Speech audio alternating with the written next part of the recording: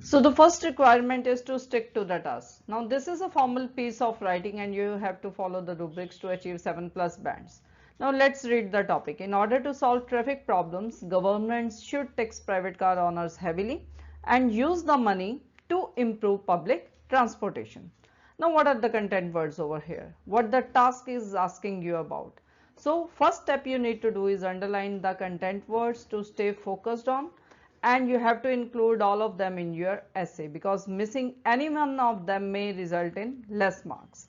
So the content words over here are solve traffic problems, tax private car owners privately, and use money for public transportation.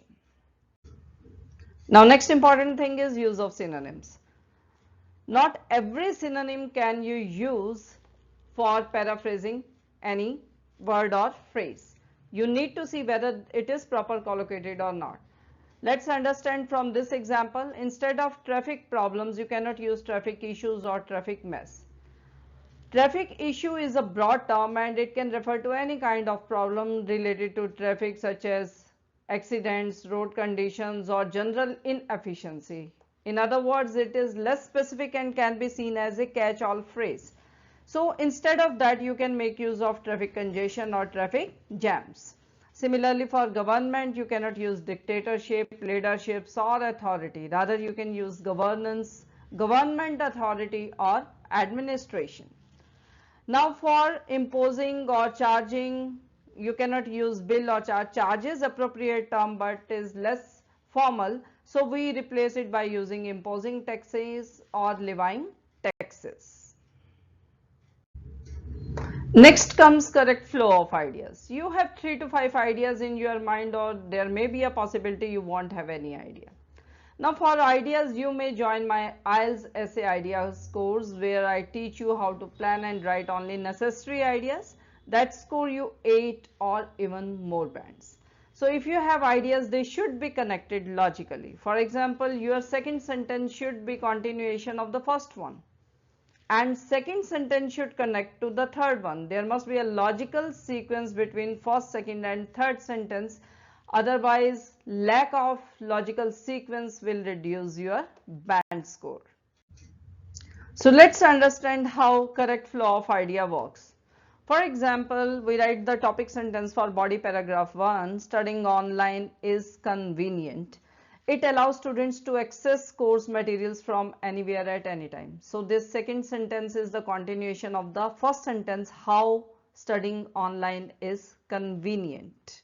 So it is convenient because students can access course material from anywhere at any time at any place. Okay. Similarly, the example is an elaboration of the second sentence. How they can get access of the course material from any time or anywhere. For example, a student living in a remote area can easily participate in classes and complete assignments without attending classes on campus. So particularly a logical sequence will produce, or it will give a coherence, and your essay will be readable. It will be easy to understand. Use of correct linkers is equally important. Now 3 to 4 linkers are sufficient for transitions. You need to use accurate linkers to make the meaning clear. In the context of writing, non-mechanical refers to transitions and language that feel natural and fluid rather than forced. So you should not use any linker that seems to be forced. Non-mechanical writing sounds more engaging and less like it's following a rigid template. So this makes the essay more enjoyable to read. So use only necessary linkers that make the reader understand that you are shifting from one thing to another. For example, if you are shifting from advantages to disadvantages, so conversely or on the contrary will show that you are talking about the negative points, and in the previous paragraph you have written about the positive points.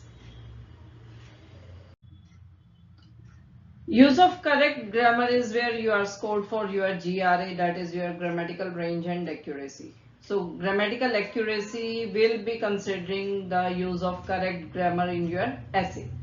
So what you need to make use of is correct tenses. Simply remember that you are to write in general, so maximum use of the present tense will be there. Next important thing is subject verb agreement, and you need to keep in mind, or you can proofread your essay before submitting, considering that every verb is agreed to proper subject. Now, use of modal verbs helps you to distinguish whether you are giving solutions or consequences. For solutions, there will be a separate modal verb, but for consequences, it would be a different one. Now, use correct punctuation. Comma after proper linkers and while separating a phrase or a clause is very important. Then use correct noun or other parts of speech while paraphrasing. You need to understand what are the different parts of speech and how you have to make use of them while paraphrasing. Let's take a simple example. Canadian students. Now this phrase shows that Canadian is an adjective and it is defining or modifying the word students.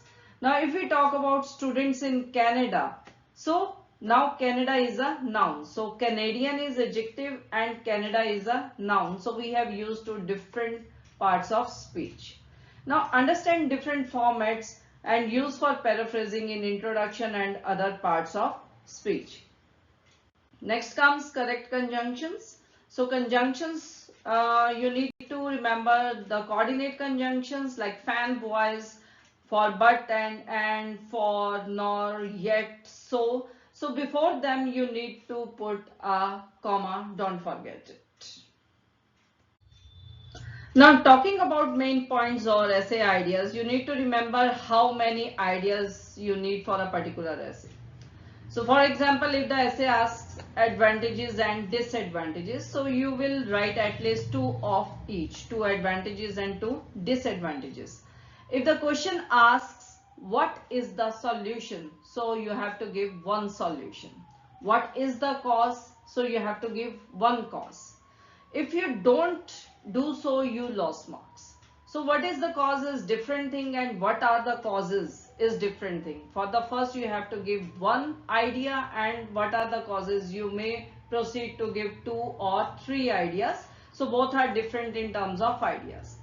Now next task is how do you present your ideas logically and linking them coherently. It's simple, do follow the steps of connecting ideas I told you in the previous slide. So just look for whether the first sentence is connecting to the second and the second is continuing to the third one. Next comes describing idea. So don't overload your first body paragraph with bulk ideas and supporting sentences and leaving second paragraph malnutrited. Nurture both of them equally. You must balance both the paragraphs with the ideas and how many are required in your essay question. Thesis statement is the crucial and necessary part of your essay. Do not write what I usually call zero thesis statement. My students are familiar with this term, and when I use it, they quickly understand and recognize their mistake. So when you write introduction, you need to be careful that you write proper thesis statement to avoid any reduction in band score. So let's understand it with the help of an example. So the question is, in some countries, young people are encouraged to work or travel for a year between finishing high school and starting university studies. So you need to discuss the advantages and disadvantages for young people who decide to do this. So it is quite clear how many ideas you need to give. The number of ideas would be at least two advantages and at least two disadvantages. So the thesis statement clearly shows these two keywords for advantages and two keywords for disadvantages. This essay will suggest that experience gained and money saved are the biggest advantages of this, but delaying careers and reducing motivation to study are the primary disadvantages. So this is not a zero thesis statement because it is answering using the two keywords for the advantages and two keywords for the disadvantages.